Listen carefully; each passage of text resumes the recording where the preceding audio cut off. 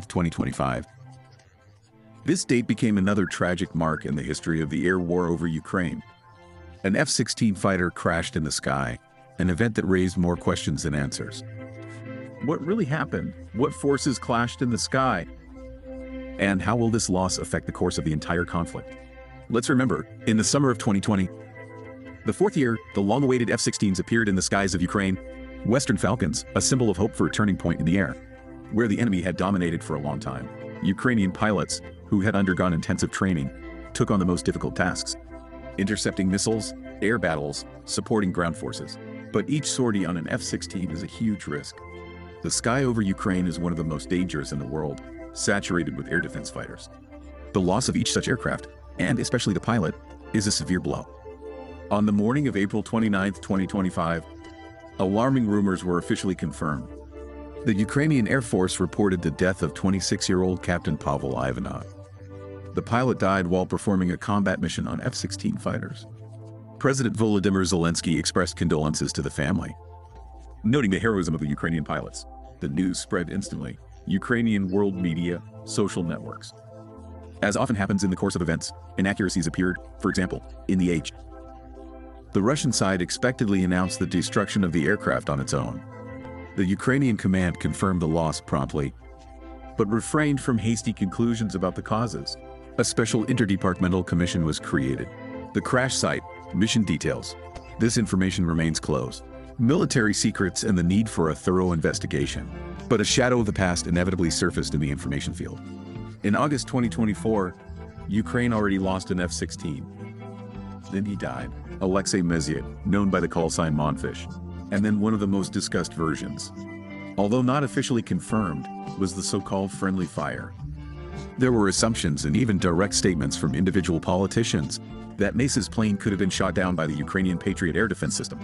A possible reason is a problem with the coordination of failures in the friend or foe recognition system. The State Bureau of Investigations was engaged in that incident. American experts were involved. Is there a connection with the tragedy of 29? There are no direct indications, but the very fact that the topic of friendly fire has already been raised creates a certain background for the current investigation. It painfully reminds us of the difficulties of interaction between aviation and air defense in the conditions of a modern dynamic war. The investigation into Pavel Ivanov's death is already proceeding according to the established protocol. An interdepartmental commission, specialists from the Air Force, the Ministry of Defense, and possibly other structures. The participation of the State Bureau of Investigation is not excluded. If questions arise about procedural violations, the probable participation of partners, since we are talking about Western equipment. But until the commission completes its work, any conclusions are just assumptions. The loss of a second F-16 in less than a year is serious. What are the consequences? Firstly, operational. The fleet of modern fighters is decreasing. The capabilities of the Air Force are limited. Questions arise about the effectiveness of using the F-16 in the current conditions and its survivability against Russian systems. Secondly, moral. The death of a pilot is always an irreparable loss, a blow to morale. And thirdly, there is an international resonance. Partners supplying weapons are closely monitoring the situation. The results of the investigation may affect future deliveries, pilot training, and aircraft tactics. If we compare two incidents, August 2024 and April 2025, in both cases, the crash of an F-16 and the death of the pilot. In the first case, friendly fire was actively discussed. In the second, this version so far exists only as a context of the past. Investigations are underway in both cases, but there were no final conclusions on the first incident at the time of the second. The crash of the F-16 on April 29, 2025. The death of the pilot Pavel Ivanov, a tragedy confirmed at the highest level. While the commission is looking for answers, the reasons remain a mystery of the April sky. The version of friendly fire is in the air, but without evidence. One thing is clear, each such incident is not only a human drama. It is an event of strategic significance that affects the course of the war. And international support, the answers that the investigation will provide, will be critical to understanding the risks, to adjusting tactics, for the future of Ukrainian combat aviation, but in a broader sense. This tragedy raises much deeper and more troubling questions. Not just about military decisions, but about the entire architecture of Western support for Ukraine. The delivery of the F-16s was a symbol of the long-awaited shift from defense to an attempt to regain the initiative in the air. These aircraft are technologically complex and expensive, requiring extensive training for ground crews. This is not just a piece of equipment, it is an entire system. that must be integrated into Ukraine's existing infrastructure, coordinated with air defense, logistics, and intelligence, with satellite data and command and control networks. In this complex equation, every downed aircraft is not just a material loss, but a blow to the entire concept. After the April crash, the voices of those who believe that Ukraine does not need individual aircraft, but a full-fledged reform of the Air Force to NATO standards are becoming increasingly louder. Because using the F-16 in conditions where Soviet command principles and the old air defense system are still in effect is like installing a sports car engine on a tractor chassis. Sooner or later, the structure will not withstand. Not everyone in Ukraine shares this idea. There is an understanding that reform takes time. Time is what is sorely lacking now.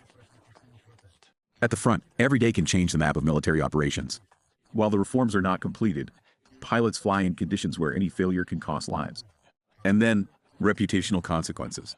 After all, the F-16 is not just an aircraft. It is a symbol of the West's stake on the success of the Ukrainian defense.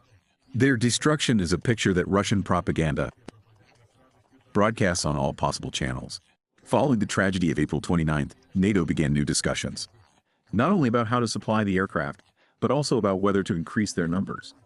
Because if the effectiveness of the F-16 remains in question, and the risks of being shot down are high, then the supplies could be frozen. Especially if the investigation reveals internal errors, be it a technical failure, a violation of procedures, or even worse, friendly fire. Alternative proposals began to be voiced among experts. Strengthening the Ukrainian air defense with new systems, an emphasis on unmanned technologies, closer coordination with NATO in real time, the use of satellite reconnaissance, and artificial intelligence for instant target identification. Such measures could reduce the likelihood of a tragedy like the one that happened in April. However, all this requires political will, technical support, and most importantly, trust. And trust is formed through results. That is why the outcome of the investigation into the Pavel Ivanov case could be a turning point if it is established that the plane was shot down by the enemy. This will strengthen Ukraine's position in negotiations on new supplies. If the cause turns out to be internal, there will be personnel decisions, a review of the protocols, perhaps even a temporary suspension of the combat use of F-16s, until there is complete confidence in their safety. But there is another important point, a human one. Behind every news story about a downed plane is a specific person, his life, his family. Captain Pavel Ivanov is not just a name in a report. He is a young officer who has undergone the most difficult training, one of the few who was entrusted with Western equipment. His death is a tragedy not only for his family, but for the entire country, because Ukraine has only a few such specialists. They cannot be replenished in a month. It takes about a year to train a new F-16 pilot. During all this time, there will be no one at the front who could conduct combat in the air. After the tragedy of April 29th, emotional discussions in Ukrainian society also intensified. Social networks remember how heroically Pavel Ivanov acted during his interviews, photographs, words of colleagues are published. All this forms the image of a new heroic legend, a figure around which national memory can be built. Perhaps this is one of the few bright sides of the tragedy. Heroes do not die forever as long as they are remembered. But in addition to memory, conclusions are also needed, and systemic conclusions. Ukraine today is on the threshold of a new stage of war. A technological one, where not only resilience is important, but also accuracy, speed of decision-making without communication channels, and the coherence of all links. The plane crash on April 29th is a cruel reminder. In the 21st century, war is not only tanks and trenches, but complex systems, where the price of any mistake is human life. Therefore, now is perhaps the most important moment, not only to look for the guilty, but also to rethink the entire concept of airspace management, including revising tactics, routes, algorithms for interaction with air defense and allies. Because no matter how painful it is to admit it, the tragedies of 2024 and 2025 may repeat themselves, and everyone's task is to do everything possible to prevent this from happening. And finally, a simple but important question. Will Ukraine be able to turn this pain into experience, this blow into reform, this tragedy into a point of growth? We may find out the answer to this question in the coming months. Don't forget to subscribe to our channel. New episodes every day will tell you what's really going on in the world.